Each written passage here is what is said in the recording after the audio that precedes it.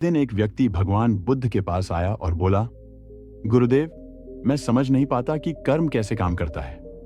कुछ लोग बुरे काम करते हैं फिर भी सुखी रहते हैं और कुछ लोग अच्छे काम करते हैं फिर भी दुखी रहते हैं। क्या वास्तव में कर्म का कोई नियम है?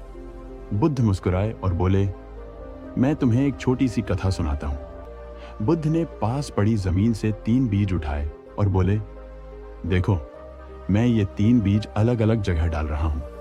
पहला बीज मैं इस कठोर पत्थर पर रखता हूं, दूसरा बीज मैं जमीन पर डालता हूं और तीसरा बीज मैं उपजाऊ मिट्टी में गाड़ देता हूं।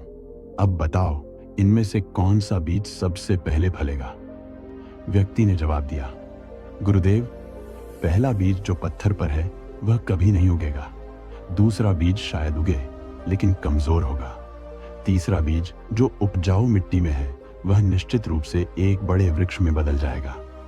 बुद्ध मुस्कुराए और बोले, यही कर्म का नियम है। जब कोई कर्म किया जाता है तो उसका फल तुरंत नहीं मिलता।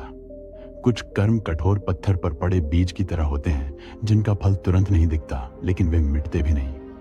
कुछ कर्म जमीन पर पड़े बीज की तरह होते हैं जो थोड़े समय में परिणाम देते हैं और कुछ कर्म उपजाऊ मिट्टी में पड़े बीज की तरह होते हैं जो सही समय आने पर बड़ा फल देते हैं।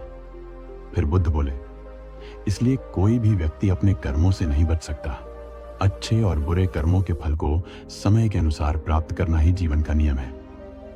व्यक्ति को अपनी शंका का उत्तर मिल गया और उसने प्रण किया कि अब वह हमेशा अच्छे कर्म करेगा।